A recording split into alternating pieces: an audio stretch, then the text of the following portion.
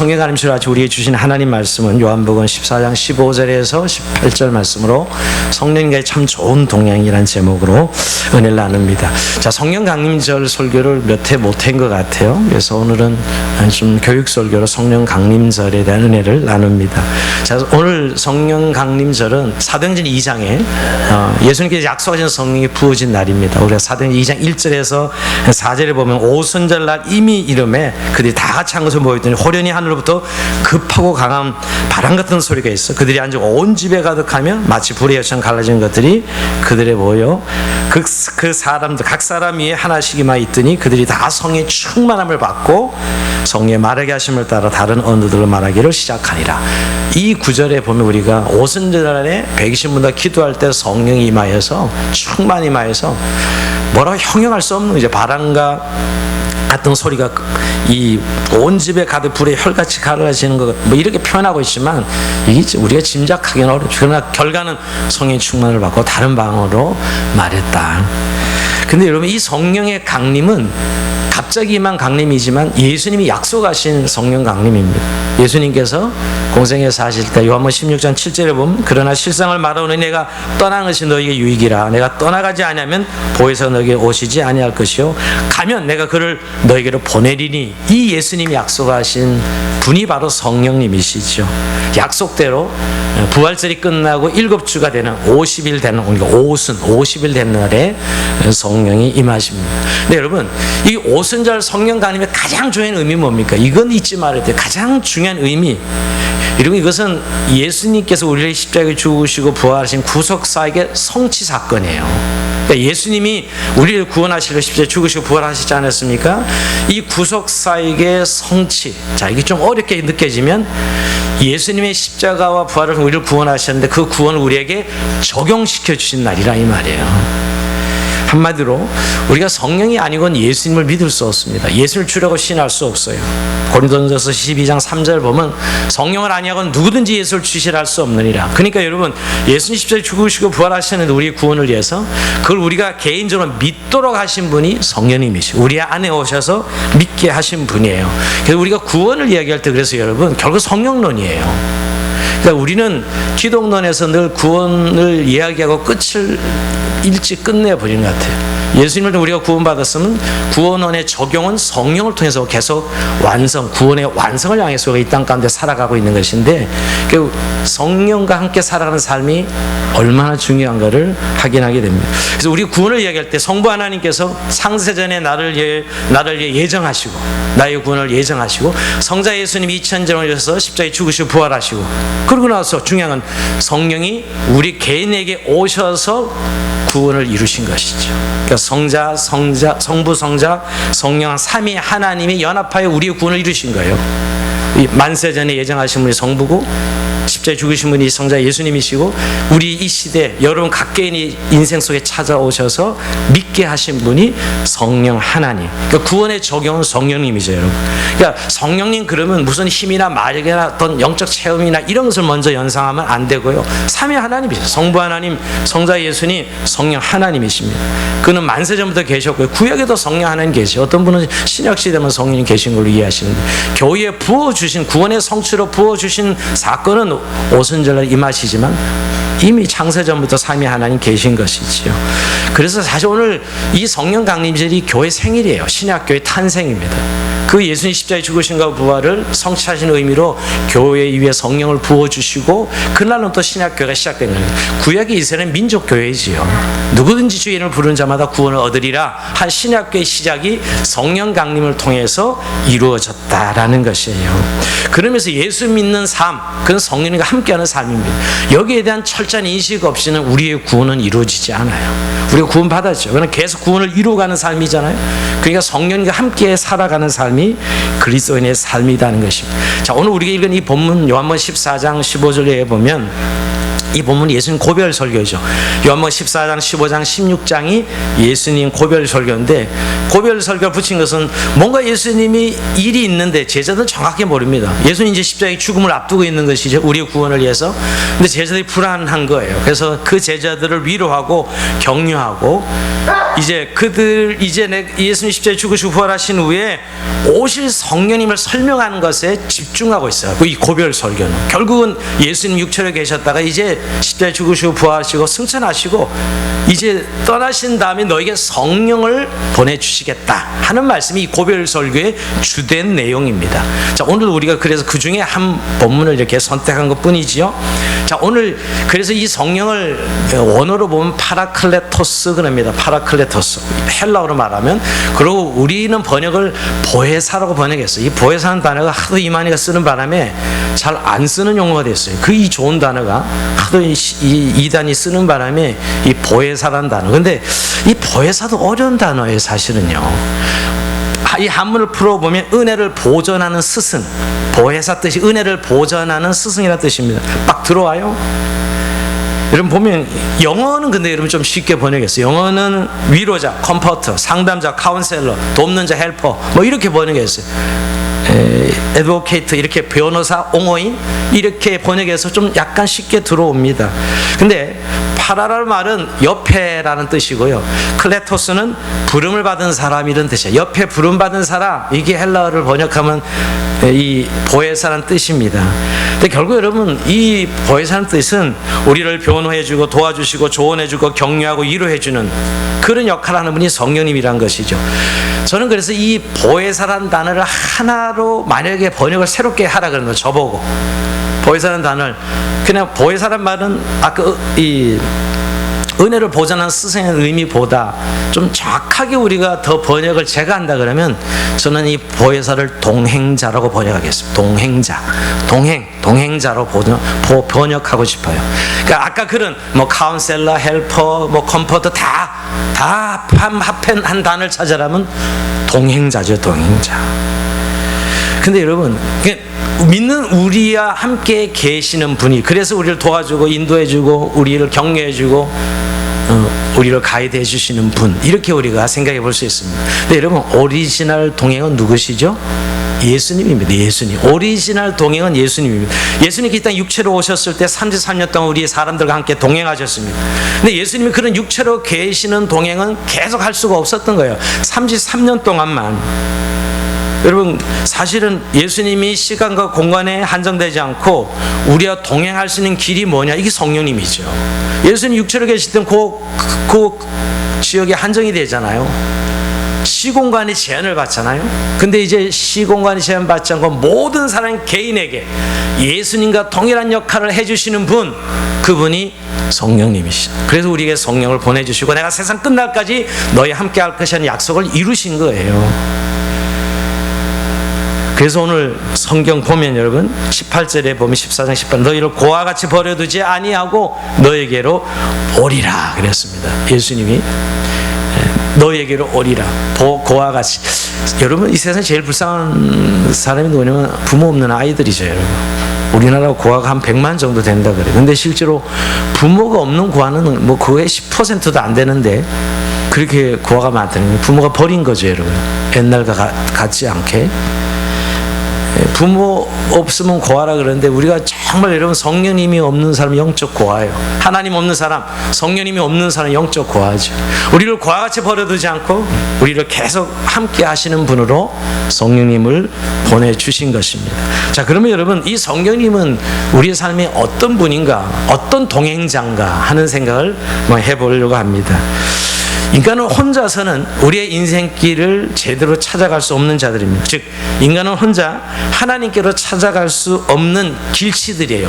하나님께로 인생은 스스로 찾아갈 수 없어요. 왜냐고요? 로마서 3장 23절에 모든 사람이 죄를 범하였음에 하나님의 영광에 이르지 못하더니 그랬어요. 자기 힘으로 하나님 찾지 못한다는 거예요. 그런데 하나님께서 자신을 찾을 수 있도록 우리에게 주신 분이 성령님이요 또 성경이죠. 성경과 성령님을 주셨습니다. 지금은 우리 운전자들에게 내비게이션으로 성령님을 보내주신 것입니다. 여러분 요즘 이 복잡한 길에 내비게이션 없이 길을 찾는 거 얼마나 어려워요? 이 성령님께서 하나님께로 가는 길을 인도해 주시는 분으로 성령을 우리에게 보내주신 것입니다. 그것을 성경은 요한 16장 13절에 그러나 진리의 성령이 오시면 너희를 진리 가운데로 인도하시리니, 우리를 진리로 하나님께로 인도하시겠다고 약속하신 분이 성령님이십니다. 진리를 알게 하는 영이죠. 여러분, 우리가 예수님 아무리 이야기해도 깨닫지 못합니다. 성령이 깨닫게 하셔야 돼요. 하나님 아무리 이야기해도 하나님에 대해서 성령께서 진리로 인도해 주셔야 하나님을 깨달을 수 있어요. 예수님이 죽으신 거 부활, 그거 뭐 이야기해 준다고 알아요? 사실은 이야기한다 아닌 게 아니에요. 성령께서 진리로 깨닫게 해 주셔야 예수님 난리 십자에 죽으셨구나, 난리 부활하셔 깨닫는 것이죠. 그래서 이 진리의 영이신 성령님을 세상은 모른다 그럽니다. 오늘도 우리가 읽었지만 요한 14장 17절에 보면 그는 진리의 영이라 세상은 능히 그를 받지 못하나니 이는 그를 보지도 못하고 알지도 못하며. 세상은 알지 못해요, 진리에 대해서. 왜? 성령이 아니고는 우리가 그 진리를 알 수 없기 때문이죠. 그래서 교회도 모릅니다. 그래서 비판하는 거 당연하고요. 성도를 모릅니다. 세상은 그럴 수밖에 없죠. 성령이 아니고는 알 수 없는 것이죠. 그래서 결국 여러분, 우리가 성령으로 눈이 열어져서 진리를 깨닫고 하나님을 알고 우리가 믿을 수 있는 것이죠. 그래서 고린도서 2장 9절 이하에 보면 그 10절 끝부분에 보면 성령은 모든 것 곧 하나님의 깊은 것까지도 통달하시느니라. 하나님에 대해서 모든 걸 알게 하시는 분은 성령님이십니다. 그러니까 우리 눈을 열어주셔야 사실 하나님을 볼 수 있고 알 수 있는 것이죠. 요한복음 3장에도 보면 여러분, 물과 성령을 거듭나지 않으면 하나님 나라를 들어갈 수 없다. 성령으로 영으로 거듭나고 또 영으로 깨달아야 우리가 하나님과 동행하는 삶을 살아갈 수 있는 것이죠. 그러니까 우리 인생에 혼자 찾을 수 있는 길이 없기에 성령께서 우리의 걸음을 찾게 해주시려고 성령을 보내주셔서 우리 함께 하시게 하는 겁니다. 또 두 번째는 우리 인생은 외롭기 때문에 성령님이 필요합니다.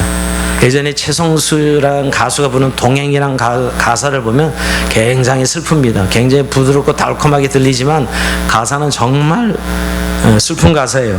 아직도 내게 슬픔이 우두커니 남아있어요. 어둠에 갈 곳 모르고 외로워 헤매는 미로, 누가 나와 함께 울어줄 사람이 있나요? 누가 나와 함께 따뜻한 동행이 될까? 이렇게 막 굉장히 절실하게 부르는데 듣는 사람은 굉장히 감미롭게만 듣더라고요. 그래서 가사의 감정과 별로 이 느낌이 사람들은 잘 못 느끼잖아요. 굉장히 처절한 건데 여러분, 외로워서 가수가 좀 처절하게 안 불러서 그런가 하는 생각이 들 때도 있습니다. 혼자 너무나 외로운 거예요, 여러분. 인간은 근본서 동행을 그리워합니다. 하나님 이걸 아셨어요. 여러분, 창세기에 보면 2장 18절에 보면 여호와 하나님이 가라사대 사람의 독사하는 것을 좋지 못하니, 혼자 사는 것을 좋지 못하니 내가 그를 위해 돕는 배필을 지으리라. 하나님이 아담을 만드셔 하를 만드신 이유죠, 여러분. 좋지 못한 거예요. 너무 외로운 것이죠. 어떻게 보면 최초의 파라클레토스는 아담과 하와입니다. 사실 하나님께서 둘을 짝져 주셨어요. 근데 죄가 들어오자 이 동행이 깨진 것이, 아담과 죄가 들어오니까 깨진 것입니다.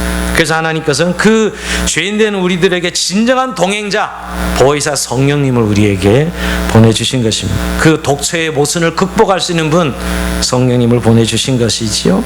요한 14장 16절에 보면 내가 아버지께 구하겠으니 그가 또 다른 보혜사를 너희에게 주사 영원토록 너희와 함께 있게 하리니 했는데, 왜 또 다른 보혜사를 했을까요, 여러분?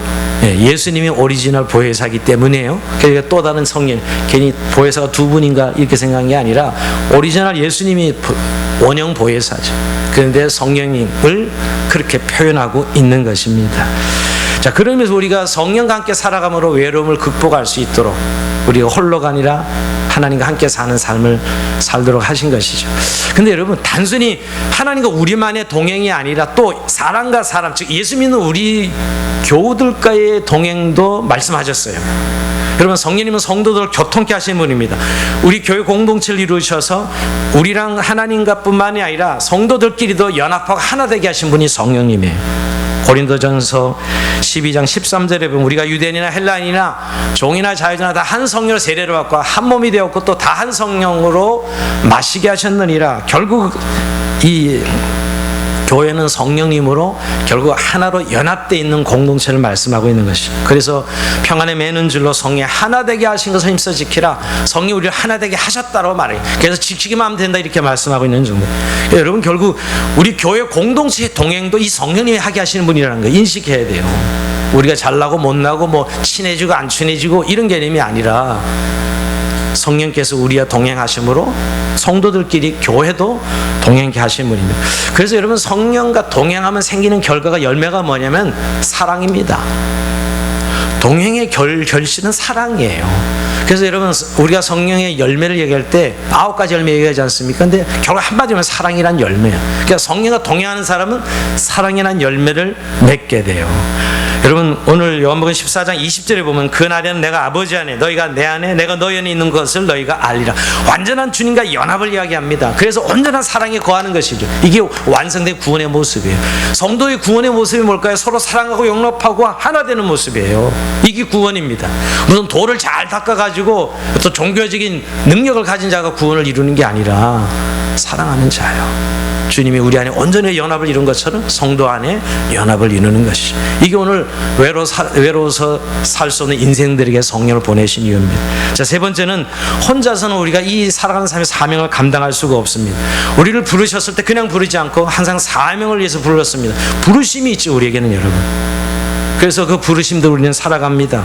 그래서 오늘도 요한복음 14장 21절에 나의 계명을 지키는 자 나를 사랑한 자니 나를 사랑한 자는 내 아버지께 사랑을 받을 것이요 나도 그를 사랑해 그에게 나를 나타내리라. 왜 계명을 꺼내냐면 이 계명을 지켜야 되는데 이 계명을 어떻게 지키느냐? 혼자 힘으로 지킬 수 없는 거예요. 우리 안에 성령이 와 계심으로 함께함으로 계명을 지키는 것이지, 우리 보고 야 한번 지켜봐 이렇게 계명을 주신 것이 아니라는 거예요. 성령과 동행함으로 우리가 그 사명을 감당할 수 있는 것이죠. 그래서 여러분, 우리에게 지상명령을 주실 때 그냥 야 복음 전해라 이렇게 하지 않으셨어요. 오직 너에게 성령이 임하시면 너희가 권능을 받고 땅끝까지는 내 증인이 되리라. 성령으로 너희가 증인이 될 수 있다고 분명히 말씀하셨어요. 그러니까 사실 사도행전은 성령행전인 거예요.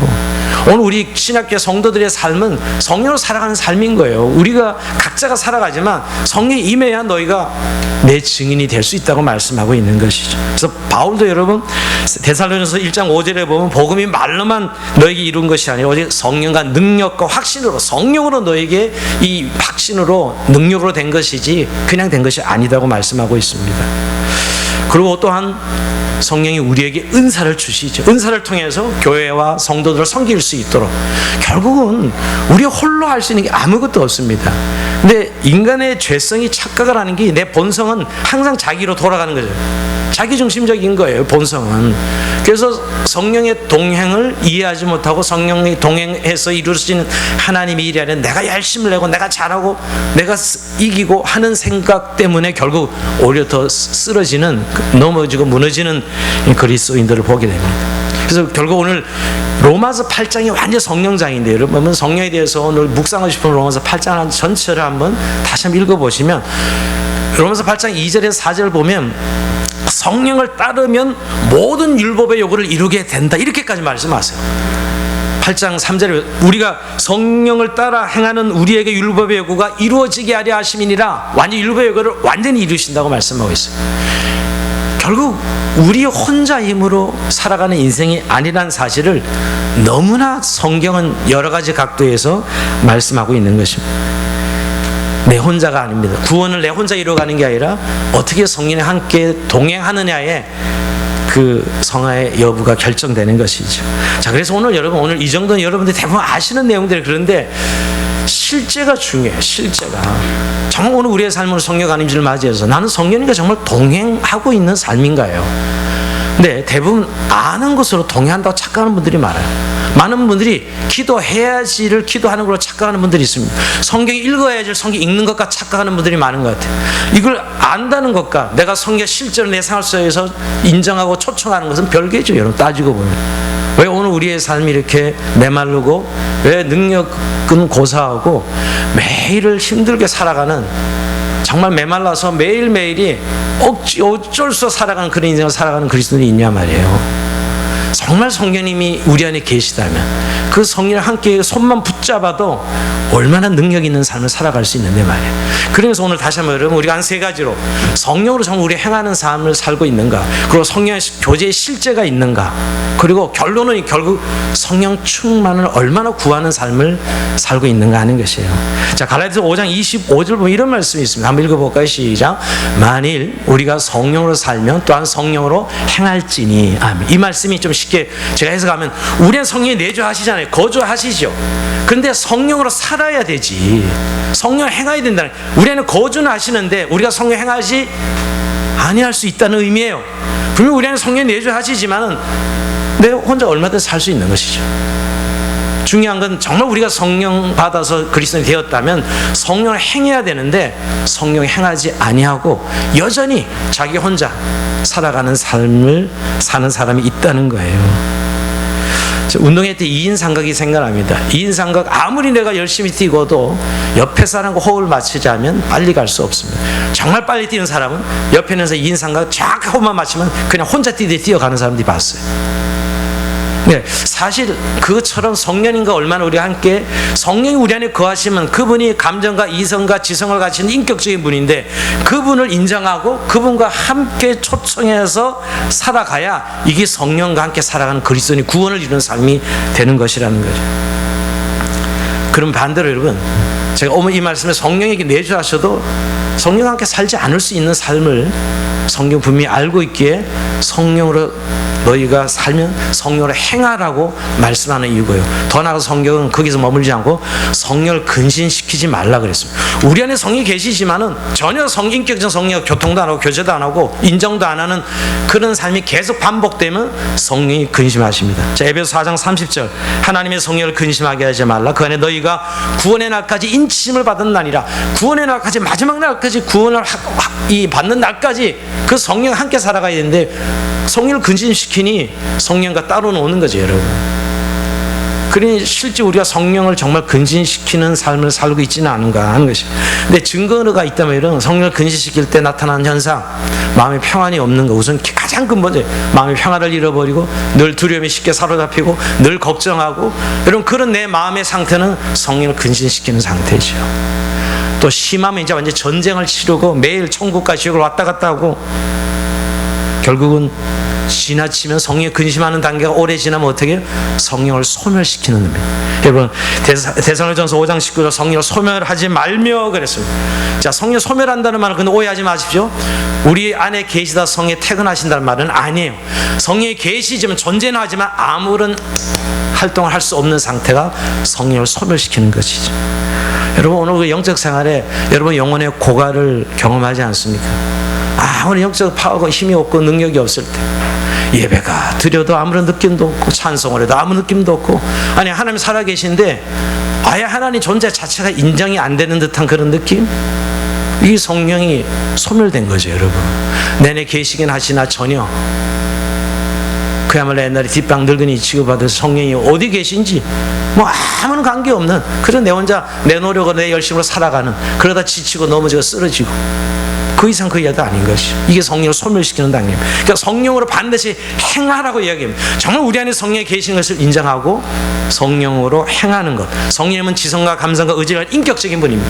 우리도 인격적이에요. 예수님 이 성령과 교제가 인격적 교제가 일어나야 돼. 그를 인정해야 되는 것이죠. 여러분 인정하는 것은 그냥 말로 인정하는 게 아니라 우리가 누구를 만났을 때 아는 사람 지나가면 그 사람을 인지하고 여러분 아는 체하고 인사하잖아요.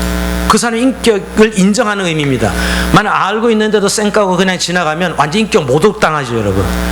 그 얼마나 좀 스트레스 받고 여러분 그 모독을 받는 거 아니에요? 우리 안에 성령이 계신데 그 성령님을 내가 인정한 성령님 안녕하세요? 성령님 오늘도 나와 함께 동행해 주세요. 이 성령을 인정하는 인격적 교제를 못 느끼는 인격적 관계라는 성령은 자동화 기계가 아니에요. 그냥 눈 뜨면 알아서 하기가 스스로 자동 기계처럼 운행하시는 성령님이 아니라 내 인격과 성령 인격이 서로 교통하면서 그 성령과 교제를 해야죠.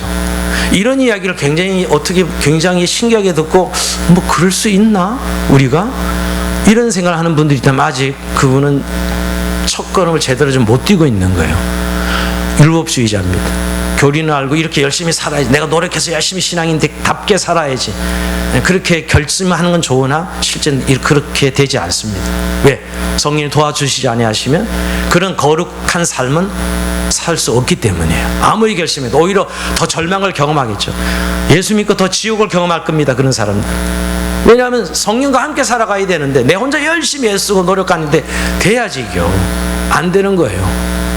성령님이 함께 우리와 일하셔야 되는데, 운행하셔야 되는데. 자, 그러면서 여러분 결국 성령과 실제 교제를 점검해 봐야 됩니다.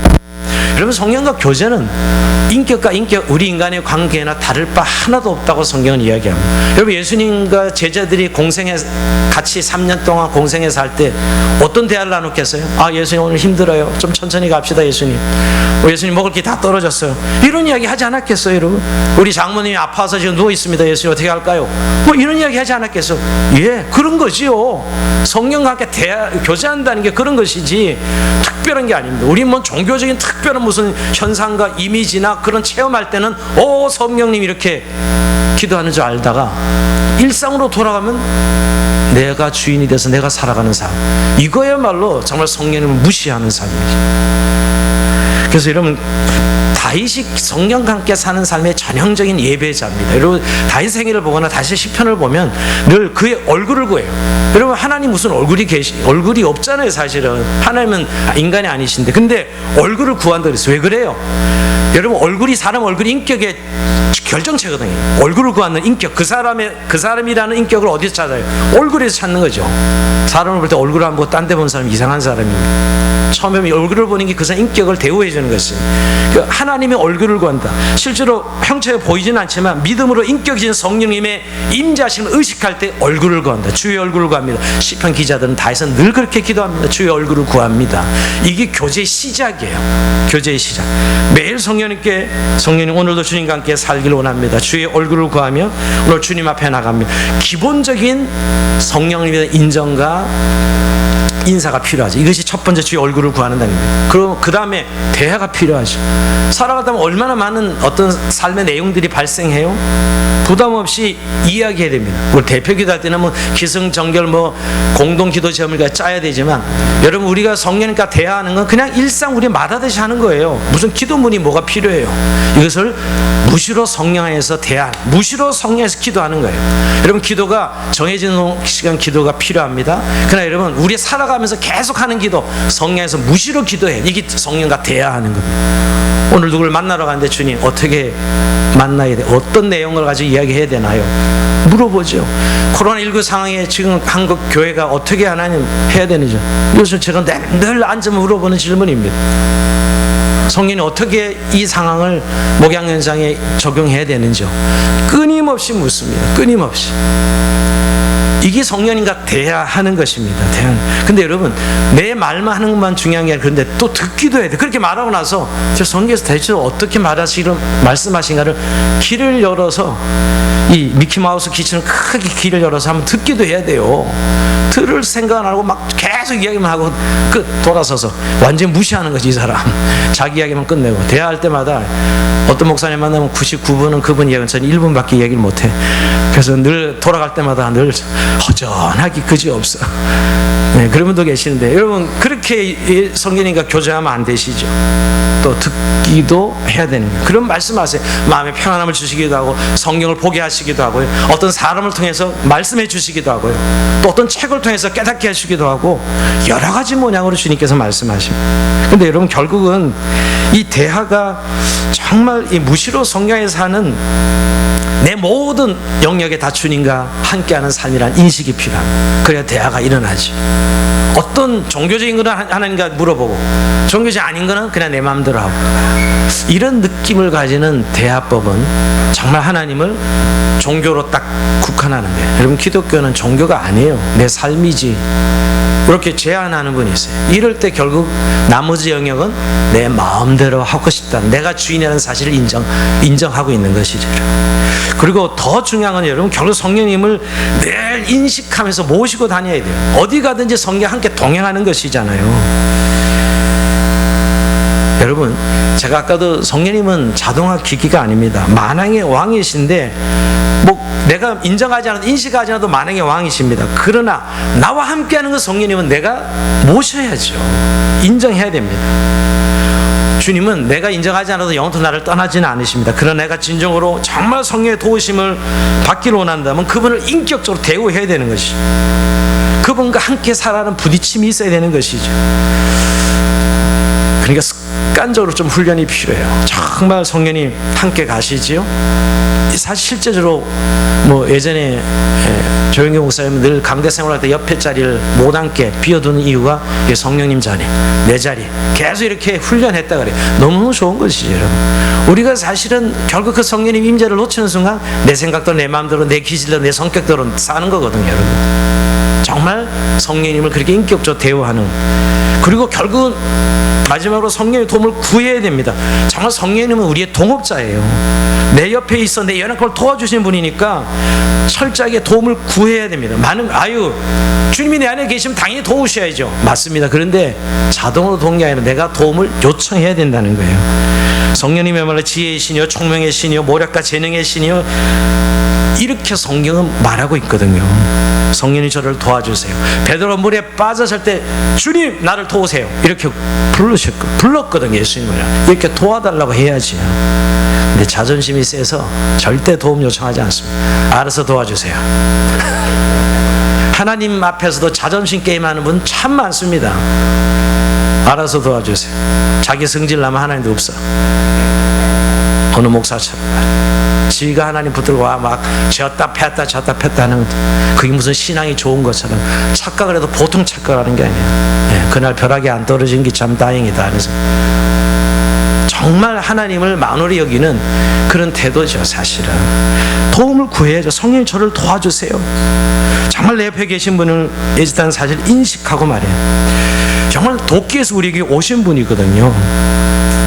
근데 참 이 제자훈련할 때 이거 참 많이 훈련했던 것 같아요. 성령님을 옆에 두고 이렇게 계속 훈련해 보시라 그랬는데, 한번 화가 나면, 애 때문에 한번 화나면 그만 다 쏟아, 에이 몰라 하고 그냥 한번 화나면 쏟아버리고 그 다음부터 한 주간 지나가는 거예요. 그리고 주일날 오셔야지. 실패. 그리 실패해서 빨리 바로 돌이키면 회개하고 바로 돌이키면 되는데 왜 주일까지 오셔? 주일까지 기분 나쁜 거예요. 그거 애 때문에 한번 화냈던 것 때문에. 그때 바로 회개하시고 또 성령님 죄송하지만 다시 시작입니다 이래야 되잖아요. 여러분, 근데 여러분 웃으셨지만 이런 실제가 우리에게 없기 때문에 성령과 우리 인격적인 관계를 맺지 못하고 있어요. 여전히 내 자아로 살아가는, 성령이 계시긴 하지만 내 자아의 수준에서 살아가는 거예요. 그러나 교통과 교제가 있는 사람은 성령님의 도우심 속에 날마다 살아갈 수 있는 삶이죠. 저는 현대인들이 왜 이게 성령과 교제가 잘 안 되느냐, 너무 분주해요. 뭐 인터넷, 뭐 이 텔레비전, 또 일, 이런 것 때문에 정말 여러분 성령님과 깊이 교제할 수 있는 시간이 얼마나 됩니까? 한번 여쭤보고 싶어요. 정말 말씀 앞에 성령님과 교통할 수 있는 시간이 얼마나 되세요? 또한 우리가 너무 조급해요. 뭔가 이렇게 이루어야 되고, 목표를 정했으면 이루어야 되고, 자기 생각대로 가야 되는 이 조급함이 있어요. 여러분, 조급하면은 성령님과 함께 할 수 없습니다. 꼭 해내야 되고 성공해야 되고, 좀 안 하면 어때요? 그게 좀 안 이루어지면 어떻습니까? 너무 우리 사회가 경쟁 사회라서 너무 사회가 이게 폭발 직전이에요. 우리 한국 사회는 정말 이 보통 질병이 아닙니다. 코로나19 상황도 있지만 사람들은 전부 싸우려고 그래. 눈빛을 보면 뭐 한마디 툭 던졌다면 바로 그냥 나가는 거 있죠. 이야, 무서운 사회예요. 그만큼 우리가 경쟁에 시달리고 있다는 거예요. 전부 줄 세우는 그 사회. 그러다 보니까 성령님과 교제할 시간이 없어요. 그래서 걱정과 근심과 분잠으로 차 있는 마음에는 성령님과 교통할 수 없는 것이죠. 여러분, 이런 부분에서 우리가 의지적으로 정말 우리의 시간을 성령과 교통할 시간을 내야 되고요, 교제하는 시간을 내야 됩니다. 자, 오늘 말씀 마무리 결국은 오늘 성령님과의 동행은 결정적으로 성령의 충만함을 계속 받는 거예요. 그래서 에베소 5장 18절에 보면 술 취하지 말라 이는 방탕한 것이 오직 성령으로 충만함을 받으라 그랬습니다. 근데 성령 충만해서 아직도 오해하는 분이 많아요. 뭐가 양이 꽉 차는 거, 뭐 컵에 꽉 차서 찰랑찰랑 넘치는 거, 이게 성령 충만과 전혀 관계없어요. 성령의 충만은 양적인 의미를 말하는 게 아니라 지배를 말해, 성령의 지배, 성의 통치를 말하는 것이고 관계를 말하는 것이지 무슨 양의 충만을 말하는 게 아닙니다. 부흥사들이 예전에 막 벤소리 쉬쉬 내면서 막 무슨 뭐 성령이 왔다 갔다 하는 것처럼 그런 성령님이 아니에요. 성령은 너무너무 인격적이시고 성령의 통치와 성령의 지배를 인정하고 회복하는 걸 말하는, 그게 계속 성령 충만으로 구하라는 것입니다. 우리는 결국 본성은 여러분 죄성이 아직 있기 때문에 여전히 내가 주인 되는 게 너무나 자연스러워요. 내 감정, 내 기질, 내 성격, 내 생각대로 사는 건 너무나 자연스럽습니다. 그런데 우리가 예수 믿고 나서 성령님이 계시니 인격적으로 이것을 부인하고 내 안에 성령님 충만은 결국 예수 충만인 것이죠. 말씀 충만으로 그의 통치와 그의 지배를 인정하는 삶입니다. 그래서 여러분 성령 충만을 다른 말로 예수님이 어떻게 말씀하셨냐, 누구든지 나를 따르거든 자기를 부인하고 자기 십자가를 지고 나를 쫓을 것이냐, 이게 성령 충만 방법이에요. 자기 스타일, 자기 고집, 자기 기질대로 성향대로 살아가는 삶이 아니라 성령께서 이제 구원받았으면, 하나님이 주인이었으면 내 기질, 내 성격, 내 생각대로 살아가는 삶이 아니라 내 안에 성령님의 통치와 다스림을 인정하는 것이죠. 그게 성령 충만인 겁니다. 그러니까 정말 성령 충만을 구해야 됩니다. 그게 여러분 우리가 믿음이라는 게 뭐예요? 그분께 나의 삶을 위탁하는 거잖아요. 믿으면 위탁하는 거예요. 주님이 내 삶을 위탁해서 그분이 내 삶을 다스리도록 하는 삶이 믿음의 삶이요. 그게 성령 충만한 삶입니다. 근데 이것은 계속적으로 성령 충만함을 받을 수 있어요. 술 취한과 왜 비교했겠어요? 술 기운에 살아가는 사람이, 술을 먹는 사람은, 늘 주님을 사랑하고 의지하는 사람은 주님의 통치와 지배를 받게 되어 있는 겁니다. 대충 여기에서 술 대신에 내가 주인이고 왕자가 돼서, 여러분 세상, 이 무신론 세상도 하나님 없이도 잘 살잖아요. 어때요? 물론 모든 게 하나님 주권 아래 이루어지지만 세상도 무신론 사회도 하나님 없이 인간이 시스템으로 조직으로 잘 살잖아요. 여러분 우리도 성령님 없이도 예수 잘 믿을 수 있어요. 사실은 제가 어떤 교회 가면 그런 느낌이 들어요. 야, 이 성령님 저렇게 진지하게 간절하게 기도 안 해도, 성령의 도우심을 안 구해도 시스템으로, 재정으로, 뭐 사람으로 다 밀어넣으면 그 교회 잘 돌아갈 것만 같아요. 그 정도로 잘 돼 있어 시스템이. 근데 여러분 성령님이 오시는 교회가 아닌 거예요. 성령이 안 역사하던 교회 문 닫아야죠. 여러분 그게 무슨 교회예요? 사람이 주인 된 교회가. 성령님이 정말 우리의 주권자라고 인정하면 그 성령께서 우리 안에 통치와 다스림을 구하는, 그게 진정한 믿음이지요. 오늘 말씀을 마칩니다. 여러분 우리가 구하긴 하는데 기적과 표적은 구해요. 또 내 삶이 잘 되기를 기도해요. 내 성령의 충만을 구하지 않습니다. 그리고 오히려 내 생각을 다 계획해놓고 성령님 추인하세요. 이거대로 하셔야 됩니다. 성령님. 그래서 성령님 우리 안에서 우더커니 계실 수밖에 없나. 여러분 우리의 욕망대로 살아가면 망하는 길인데 성령님이 거기에 동조하겠어요? 절대 동조하지 않습니다. 오히려 우리를 거룩으로 이끌어 가시고 오히려 고난을 주시겠죠. 여러분 정말 내 백성은 내 뜻대로 나와 함께 살아가야 된다는 사실이 성령 충만을 통해서 계속 말씀하시는 겁니다. 그래야 영원한 구원이 이루어지고 완성되고 우리의 인격이 예수님을 닮고 예수님의 평화와 의 가운데 거할 수 있기 때문이지요. 여러분 정말 성령 충만을 구하십니까? 오늘 이 시대가 정말 필요한 기도 제목이 있다면 성령 충만입니다. 주님의 통치가 있는 삶을 통해서 주님과 함께 걸어가는, 또 주님의 인격을 닮아가는 그런 은혜와 복을 누리는 저희의 삶이 되길 주의 이름으로 축원드립니다. 자, 우리 찬송하면서 주님 앞으로 기도 시간 나갑시다. 허무한 시절 지날 때 우리 찬송 부르면서 주님 앞에 기도 시간